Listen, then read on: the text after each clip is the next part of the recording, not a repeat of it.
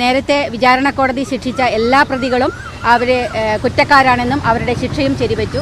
അതോടൊപ്പം 2 പേർ, Onchiyam area committee മെമ്പറായിരുന്ന കെ കൃഷ്ണൻ, കൂത്തുപറമ്പ് പാനൂരിലെ ജ്യോതി ബാബു, ഈ 2 പ്രതികളെയും കൂടി കുറ്റക്കാരാണെന്ന് കണ്ടെത്തി അവരെ ശിക്ഷിക്കാനും കൂടി കോടതി തീരുമാനിച്ചിരിക്കുകയാണ്. ഏറ്റവും നല്ല വിധിയാണ് വന്നിരിക്കുന്നത്.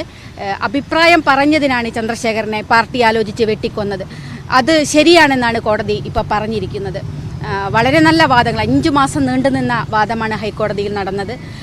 ഞങ്ങളുടെ പ്രോസിക്യൂട്ടർ അഡ്വക്കേറ്റ് കുമാരൻകുട്ടി, എൻ്റെ വക്കീൽ അഡ്വക്കേറ്റ് രാജീവ് വളരെ നന്നായി കേസ്, അഡ്വക്കേറ്റ് സഫൽ വളരെ നന്നായിട്ട് ഈ കേസ് കൈകാര്യം ചെയ്തു. അതിശക്തമായ വാദമായിരുന്നു. അതിനൊടുവിലാണ് ജഡ്ജിമാർ ഇന്ന് വിധി എഴുതിയിരിക്കുന്നത്. നമസ്കാരം. ഒടുവിൽ പ്രമാദമായ ആ വിധി വന്നിരിക്കുന്നു. ടി പി ചന്ദ്രശേഖരന്റെ കൊലപാതകത്തെ തുടർന്ന് കേരളത്തിൽ രാഷ്ട്രീയ ധ്രുവീകരണം വരെ ഉണ്ടാവുകയായി. CPM എന്ന പ്രസ്ഥാനം കേരളത്തിൽ ഛിന്നഭിന്നമാകുന്ന കാഴ്ചയാണ് 2010 ശേഷം നമ്മൾ കണ്ടത്. 2010 മെയ് 4-ാം തീയതിയായിരുന്നു ടി പി ചന്ദ്രശേഖരൻ എന്ന RMP നേതാവിന്റെ അതിദാരുണമായ കൊലപാതകം നടന്നത്. കേരളത്തിലെ ഭാഷയായ മലയാളത്തിന് 51 അക്ഷരം എന്നാണ് പറയുന്നത്. മലയാള ഭാഷയ്ക്ക് സ്വരവ്യഞ്ജനങ്ങൾ ചേർന്ന് 51 അക്ഷരം എന്നാണ് പറയുന്നത്. ഇന്ത്യയിലെ മറ്റേത് സംസ്ഥാനത്തെക്കാളും സാക്ഷരതയിലും സാംസ്കാരികതയിലും മുൻപന്തി നിൽക്കുന്ന സംസ്ഥാനം എന്ന് അവകാശപ്പെടുന്ന കേരളത്തിന്റെ ഭാഷയായ മലയാളത്തിന് 51 അക്ഷരങ്ങൾ അടങ്ങിയ ഒരു ലിപിയാണുള്ളത്. ഈ കേരളത്തിലെ ഒരു സാംസ്കാരിക പ്രവർത്തകനെ, ഒരു രാഷ്ട്രീയ പ്രവർത്തകനെ 51 വെട്ടിയാണ് നിഷ്ഠൂരമായി കൊല ചെയ്തത് എന്നോർക്കുമ്പോൾ കേരളത്തിന്റെ ധാർമ്മിക മൂല്യങ്ങൾ, കേരളത്തിന്റെ സാംസ്കാരിക മൂല്യങ്ങൾ എവിടെ ചെന്ന് നിൽക്കുന്നു എന്നുള്ളതാണ് ഇതിലൂടെ പരിശോധിക്കപ്പെടേണ്ടത് എന്ന് തന്നെയാണ് രാഷ്ട്രീയ നിരീക്ഷകരും സാംസ്കാരിക കേരളവും ഒരേ സ്വരത്തിൽ പറയുന്നത്. CPM എന്ന മാതൃസംഘടനയിൽ നിന്നും തെറ്റിപ്പിരിഞ്ഞ് CPMന്റെ ആദർശങ്ങളോടും ആശയങ്ങളോടും വിയോജിപ്പ് തോന്നിയ ടി പി ചന്ദ്രശേഖരൻ എന്ന അടിയുറച്ച അവിഭക്ത കമ്മ്യൂണിസ്റ്റുകാരൻ RMP എന്ന റവല്യൂഷണറി മാർക്സിസ്റ്റ് പാർട്ടി എന്ന ഒരു പാർട്ടി ഉണ്ടാക്കുന്നു. ഇതിൽ ക്ഷുഭിതരായ CPMന്റെ നേതൃത്വം ടി പി ചന്ദ്രശേഖരന് എതിരാകുന്നു.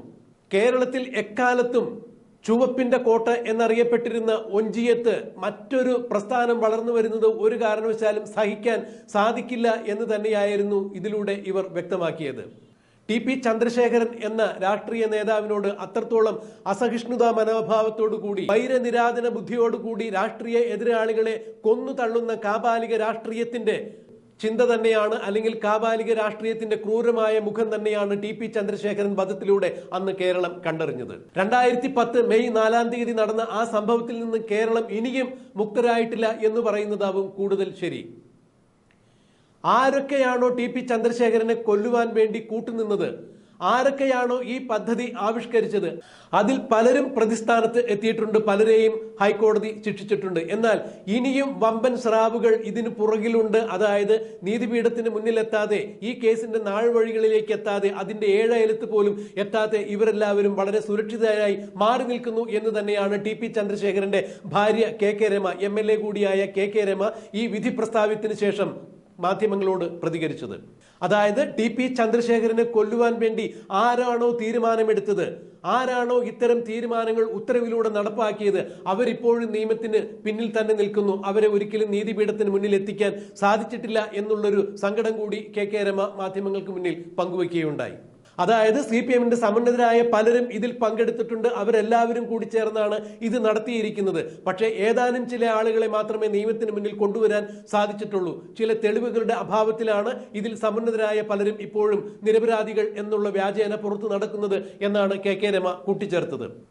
എന്തായാലും ടി പി ചന്ദ്രശേഖരന് നീതി കിട്ടി എന്ന് താൻ വിശ്വസിക്കുന്നു. പക്ഷേ അത് ഭാഗികമായ വിധി തന്നെയാണ്, ഭാഗികമായ ഒരു നീതി തന്നെയാണ് എന്ന് തന്നെയാണ് ഇപ്പോൾ KK രമ പറയുന്നത്. ഹൈക്കോടതിയിലും കേസിന്റെ നാൾവഴികളിൽ തന്നോട് സഹകരിച്ച എല്ലാവരോടും KK രമ ഈ സന്ദർഭത്തിൽ നന്ദി പറയുക കൂടിയുണ്ടായി. ഇനിയും തന്റെ പോരാട്ടം തുടരുമെന്നും സുപ്രീം കോടതി വരെ ഈ കേസുമായി പോകുമെന്നും തന്നെയാണ് KK രമ പറയുന്നത്. ഇതിൽ പ്രവർത്തിച്ചിരിക്കുന്ന അവസാന ആളെ പോലും, അതായത് ഈ കേസുമായി ബന്ധപ്പെട്ട് TPയെ കൊല്ലുവാൻ വേണ്ടി ആരൊക്കെ ഇതിൽ അണിനിരന്നിട്ടുണ്ടോ അതിൽ വലുതും ചെറുതുമായ എല്ലാ ആളുകളെയും നിയമത്തിന് മുന്നിൽ കൊണ്ടുവരുന്നത് വരെ തന്റെ പോരാട്ടം തുടരുമെന്നും അതിന് സുപ്രീം കോടതി വരെ പോകേണ്ടി വന്നാൽ താൻ അത് ചെയ്യും എന്ന് തന്നെയാണ് KK രമ അർത്ഥശങ്കയ്ക്കിടയില്ലാതെ വ്യക്തമാക്കിയത്. ടി.പി. ചന്ദ്രശേഖരന്റെ വധത്തെ തുടർന്ന് തന്നെയാണ് കെ രമ അവിടെ നിന്ന് നിയമസഭാ സാമാജികയായി തെരഞ്ഞെടുക്കപ്പെട്ടത്. എന്നാൽ തന്റെ ദൗത്യം ടി.പി.യെ പല സമുന്നതരും ഇപ്പോഴും നിയമത്തിന് മുന്നിൽ പെടാതെ, നിയമത്തിന്റെ കണ്ണിൽ പെടാതെ ഒഴിഞ്ഞു മാറി നടക്കുന്നുണ്ട്. അവരിപ്പോഴും സമൂഹത്തിൽ മാന്യന്മാരായി വിലസുന്നുണ്ട് എന്ന് തന്നെയാണ് കെ രമ പറഞ്ഞത്. അവരെ കൂടി ഇതിന് മുന്നിൽ കൊണ്ടുവരാൻ, അവരെ കൂടി നീതിപീഠത്തിന് മുന്നിൽ കൊണ്ടുവരാൻ താൻ പ്രയത്നിക്കും. അത് തന്റെ ജീവിത ദൗത്യം തന്നെയാണ് എന്നാണ് രമ കൂട്ടിച്ചേർത്തത്. കെ രമ MLA മാധ്യമങ്ങൾക്ക് നൽകിയ ഈ അഭിമുഖം നമുക്കൊന്ന് കേൾക്കാം. നേരത്തെ വിചാരണ കോടതി ശിക്ഷിച്ച എല്ലാ പ്രതികളും അവരെ കുറ്റക്കാരാണെന്നും അവരുടെ ശിക്ഷയും ശരിവെച്ചു. അതോടൊപ്പം 2 പേർ, ഒഞ്ചിയം ഏരിയ കമ്മിറ്റി മെമ്പറായിരുന്ന കെ കൃഷ്ണൻ, കൂത്തുപറമ്പ് പാനൂരിലെ ജ്യോതി ബാബു, ഈ 2 പ്രതികളെയും കൂടി കുറ്റക്കാരാണെന്ന് കണ്ടെത്തി അവരെ ശിക്ഷിക്കാനും കൂടി കോടതി തീരുമാനിച്ചിരിക്കുകയാണ്. ഏറ്റവും നല്ല വിധിയാണ് വന്നിരിക്കുന്നത്. അഭിപ്രായം പറഞ്ഞതിനാണ് ചന്ദ്രശേഖരനെ പാർട്ടി ആലോചിച്ച് വെട്ടിക്കൊന്നത്. അത് ശരിയാണെന്നാണ് കോടതി ഇപ്പോൾ പറഞ്ഞിരിക്കുന്നത്. വളരെ നല്ല വാദങ്ങൾ, 5 മാസം നീണ്ടുനിന്ന വാദമാണ് ഹൈക്കോടതിയിൽ നടന്നത്. ഞങ്ങളുടെ പ്രോസിക്യൂട്ടർ അഡ്വക്കേറ്റ് കുമാരൻകുട്ടി, എൻ്റെ വക്കീൽ അഡ്വക്കേറ്റ് രാജീവ് വളരെ നന്നായി കേസ്, അഡ്വക്കേറ്റ് സഫൽ വളരെ നന്നായിട്ട് ഈ കേസ് കൈകാര്യം ചെയ്തു. അതിശക്തമായ വാദമായിരുന്നു. അതിനൊടുവിലാണ് ജഡ്ജിമാർ ഇന്ന് വിധി എഴുതിയിരിക്കുന്നത്. താങ്കൾ നടത്തിയൊരു പോരാട്ടത്തിനൊരു ഭാഗികമായിട്ടൊരു വിജയം എന്ന് തന്നെ ഇതിനകത്ത് പറയാം. 24 പ്രതികളെ അതെ, തീർച്ചയായിട്ടും നല്ല വിജയമാണ്. ഞങ്ങൾക്ക് ഇനി ഗൂഢാലോചന മറ്റുള്ള ഇപ്പൊ ശിക്ഷിച്ചവർക്ക് ക്യാപിറ്റൽ പണിഷ്മെന്റ് കൊടുത്തവർക്ക് അതിന് മുകളിലുള്ള ശിക്ഷ കൊടുക്കാനായിട്ട് 26-ാം തീയതി ഹൈക്കോടതിയിൽ ഹാജരാവാൻ പറഞ്ഞിട്ടുണ്ട്. അതാണ് അതിനകത്തുള്ള ഏറ്റവും വലിയ ഇത്. അതായത് പൊളിറ്റിക്കൽ മർഡർ ഇനി നടക്കരുത് എന്നുള്ളതിനുള്ള ഒരു ഇതാണ്. അതായത് ജീവപര്യന്തം ശിക്ഷിച്ചിരുന്ന ആളുകൾക്ക് ശിക്ഷ കൂട്ടാനായിട്ട് 26-ാം തീയതി ഹൈക്കോടതിയിൽ പ്രതികളെ ഹാജരാക്കാൻ പറഞ്ഞിട്ടുണ്ട്. അല്ല, എല്ലാ പ്രതികളെയും ഹാജരാക്കാൻ അവരോട് പ്രോസിക്യൂഷൻ അപ്പീലുണ്ടായിരുന്നു, വിക്ടിം അപ്പീലും ഉണ്ടായിരുന്നു, രമയുടെ അപ്പീലും ഉണ്ടായിരുന്നു. അതിനകത്ത് ശിക്ഷയെക്കുറിച്ചുള്ള വാദം അവരുടെ ഭാഗം കേൾക്കാനും ശിക്ഷയെക്കുറിച്ച് പ്രോസിക്യൂഷനെ കേൾക്കാനും വേണ്ടി വെച്ചിട്ടുണ്ട്. ജയിലിൽ നിന്നും റിപ്പോർട്ട് വിളിപ്പിച്ചിട്ടുണ്ട്. അവരുടെ സബ്സിക്വന്റ് കോണ്ടാക്ട് എങ്ങനെയായിരുന്നു എന്നറിയാൻ, പിന്നെ സൈക്കോളജിക്കൽ അനാലിസിസ് നടത്തിയിട്ട് അതിൻ്റെ കൊടുക്കാനും പറഞ്ഞിട്ടുണ്ട്. ഇവിടെ സബ്മിറ്റ് ചെയ്യാൻ പറഞ്ഞിട്ടുണ്ട് ഹൈക്കോടതി വിശദമായിട്ട് പരിശോധിക്കും. അത് കേൾക്കാൻ വേണ്ടി 26-ാം തീയതിക്ക് വെച്ചിട്ടുണ്ട്. എൻ്റെ പേര് എസ് രാജീവ്. വളരെ 4.5 മാസം വളരെ ശക്തമായിട്ട്, അതായത് ഏതാണ്ട് 18 മണിക്കൂറോളം ഇരുന്ന് വർക്ക് ചെയ്തിട്ടാണ് ഈ കേസിന്. ഒരു പൊളിറ്റിക്കൽ മർഡർ ആകുമ്പോൾ ഉണ്ടാവുന്ന കുഴപ്പം എന്താണെന്ന് വെച്ചാൽ സാക്ഷികളെ കിട്ടാനുള്ള ബുദ്ധിമുട്ട് എല്ലാവർക്കും അറിയാം. എല്ലാവരും പേടിപ്പിക്കും. 56 സാർ പറഞ്ഞാൽ മതി. 50 വളരെ ഗൗരവമായി തന്നെ ഹൈക്കോടതി ഈ കേസിലെ തെളിവുകളെല്ലാം പരിശോധിച്ചിട്ടുണ്ട്. ഇത്രയധികം നീണ്ടുനിന്ന ഒരു അപ്പീൽ വാദം ഈ കോടതിയിൽ നേരത്തെ നടന്നിട്ടില്ല എന്നാണ് ഞാൻ മനസ്സിലാക്കുന്നത്. എന്നാലും അത്രത്തോളം വിശദാംശങ്ങളിലേക്ക് കടന്നുകൊണ്ട് എല്ലാ കാര്യങ്ങളെ സംബന്ധിച്ചിടത്തോളം ഏറ്റവും ചെറിയതായിട്ടുള്ളത് പോലും പ്രതിഭാഗം ചൂണ്ടിക്കാണിച്ചിട്ടുള്ളതും വാദിഭാഗം ചൂണ്ടിക്കാണിച്ചിട്ടുള്ളതുമായുള്ള വിഷയങ്ങളിലേക്ക് കോടതി ഇറങ്ങിച്ചെന്നിട്ടുണ്ട്, പരിശോധിച്ചിട്ടുണ്ട്. അത് വേണ്ട വിധത്തിൽ പരിഗണിക്കപ്പെട്ടു എന്ന് തന്നെയാണ് പ്രോസിക്യൂഷൻ്റെ അഭിപ്രായം. ഒരുപാട് സാക്ഷികൾ ഈ കേസിൽ കൂറുമാറിപ്പോയിട്ടുണ്ട്. പ്രോസിക്യൂഷനെ ഏറ്റവും അധികം വിഷമിപ്പിച്ചിട്ടുള്ള, അല്ലെങ്കിൽ പ്രോസിക്യൂഷൻ കേസ് തെളിയിക്കുന്നതിന് അത്യാവശ്യമായി തെളിവ് കൊടുക്കുമെന്ന് പറഞ്ഞിട്ടുള്ള സാക്ഷികൾ, അത് മാത്രമല്ല മൊഴി കൊടുക്കുക മാത്രമല്ല, മജിസ്ട്രേറ്റിൻ്റെ മുമ്പാകെ ചെന്ന് മൊഴി കൊടുക്കുക പോലും ചെയ്തിട്ടുള്ള സാക്ഷികൾ, അവർ പോലും കോടതിയിൽ വന്ന് മൊഴി കൊടുത്തതെല്ലാം ശരിയാണ്, മജിസ്ട്രേറ്റ് വേണ്ട എല്ലാ നടപടികളും സ്വീകരിച്ചാണ് മൊഴി റെക്കോർഡ് ചെയ്തത്, ഞാൻ എഴുതിയത് വായിച്ചു നോക്കി ഒപ്പിട്ട് കൊടുത്തതാണ് എന്ന് പറഞ്ഞിട്ട് അന്ന് ഞാൻ പറഞ്ഞത് കളവാണ്, ഇപ്പോൾ പറയുന്നതാണ് ശരി, എന്നെ പോലീസ് പീഡിപ്പിച്ചിട്ടാണ് ഞാനത് എഴുതി. ആ തരത്തിലുള്ള ഒരു കൂറുമാറ്റം, അത്ഭുതകരമായിട്ടുള്ള കൂറുമാറ്റം നടന്ന് 19 സാക്ഷികൾ കൂറുമാറിയിട്ടുള്ളൊരു കേസായിരുന്നു. ആ കേസിൽ ഉള്ള തെളിവുകൾ മതിയായ തെളിവ് തന്നെയാണ്. അത് വെച്ച് പരിശോധിച്ച് കീഴ്ക്കോടതി ശിക്ഷിച്ചിട്ടുണ്ട്. പക്ഷേ കീഴ്ക്കോടതി സംശയത്തിൻ്റെ ആനുകൂല്യം നൽകിയിട്ടാണ് താഴെയുള്ള കോടതിയിൽ നിന്നുള്ള വിധിയിൽ ചില ആളുകളെ വിട്ടയച്ചിട്ടുള്ളത്. അതിലൊന്ന് ഈ വിട്ടയച്ചതിനെതിരായിട്ട് പ്രോസിക്യൂഷൻ അപ്പീൽ കൊടുത്തിരുന്നു. വിട്ടയച്ചിട്ടുള്ള എല്ലാ പ്രതികളെയും ശിക്ഷിക്കണമെന്ന് തന്നെയാണ് അപ്പീലിൽ പറഞ്ഞിട്ടുള്ളത്. അതിൽ ഇപ്പോൾ കിട്ടിയിട്ടുള്ളത്, പ്രോസിക്യൂഷൻ അനുകൂലമായി കിട്ടിയിട്ടുള്ളത്, വിട്ടയക്കപ്പെട്ടിട്ടുള്ള കെ കൃഷ്ണനെയും ജ്യോതി ബാബുവിനെ, അവർ ഗൂഢാലോചനയിൽ പങ്കെടുത്ത ആളുകളാണ്. ആ 2 പേർ മാത്രമാണ്. ബാക്കിയുള്ള ആളുകൾ ഇത്രത്തോളം ഗൗരവമുള്ള തെളിവല്ല. അത് പ്രോസിക്യൂഷന് പറയാവുന്നതാണ്.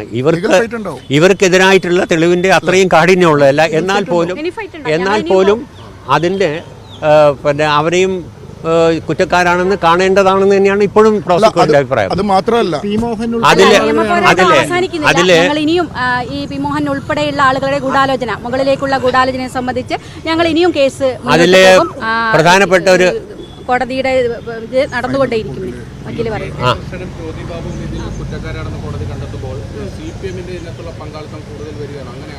അല്ല, തീർച്ചയായിട്ടും CPM തന്നെയാണ് ഇതിനകത്ത് പ്രതി എന്ന് ഒരിക്കൽ കൂടി തെളിഞ്ഞു. ഞങ്ങളത് നേരത്തെ പറഞ്ഞ ഇപ്പം KK കൃഷ്ണൻ ഏരിയ കമ്മിറ്റി മെമ്പറാണ് CPMന്റെ ആ സമയത്ത്. അവരും കൂടി ഈ പ്രതിയായിട്ട് വരുന്ന സമയത്ത് വളരെ ക്ലിയറായിട്ട് CPMന്റെ നേതൃത്വത്തിൻ്റെ പങ്ക് വന്നുകൊണ്ടേയിരിക്കുകയാണ്. അതുമാത്രമല്ല, വലിയ സാമ്പത്തിക സ്വാധീനം, രാഷ്ട്രീയ സ്വാധീനം ഒക്കെ ഈ കേസിനുണ്ടായിരുന്നു. ഈ 5 മാസവും കോഴിക്കോട് ജില്ലാ സെക്രട്ടേറിയറ്റ് മെമ്പർ ഭാസ്കരൻ മാഷ് ഇവിടെ സ്ഥിരമായിട്ട് വന്ന് ഈ കേസ് മേൽനോട്ടം വഹിക്കുകയായിരുന്നു. എല്ലാ ദിവസവും കോടതിയിലുണ്ടായിരുന്നു. അങ്ങനെ പാർട്ടിയാണ് ഈ കേസ് നടത്തിയത്.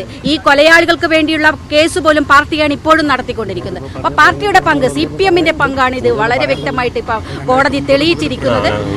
കാരണം ഇതൊരു നീതിയാണ്. ഇനി ഇതുപോലെയുള്ളൊരു കൊല നടക്കരുത് നമ്മുടെ നാട്ടിൽ. രാഷ്ട്രീയ കൊലപാതകങ്ങൾ, മനുഷ്യനെ അഭിപ്രായം പറഞ്ഞതിൻ്റെ പേരിൽ മനുഷ്യനെ വെട്ടിക്കൊല്ലുന്നത് അവസാനിക്കണം.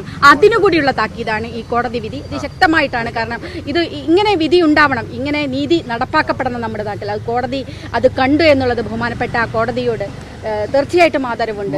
ആ ഒരു വീതി, അതുപോലെ തന്നെ ഇതിന്റെ കൂടെ നിന്ന് എല്ലാ കാലത്തും ഇതിനകത്ത് ഞങ്ങളോടൊപ്പം നിന്ന കേരളത്തിലെ എല്ലാ മാധ്യമങ്ങളും എല്ലാവരോടുമുള്ള നന്ദി കൂടി ഈ അവസരത്തിൽ രേഖപ്പെടുന്നു. എല്ലാവരും പൊതുസമൂഹം, കേരള പൊതുസമൂഹം ഒന്നടങ്കം ഞങ്ങളുടെ ഒപ്പം ഉണ്ടായിരുന്നു. ഈ കേസിനോടൊപ്പം ഉണ്ടായിരുന്നു. ഇൻവെസ്റ്റിഗേഷൻ ഉദ്യോഗസ്ഥന്മാർ, പോലീസ് ഉദ്യോഗസ്ഥന്മാർ, അങ്ങനെ ഓരോ ആളുകളും ഇതിനകത്ത് വലിയ പങ്കാണ് വഹിച്ചത്.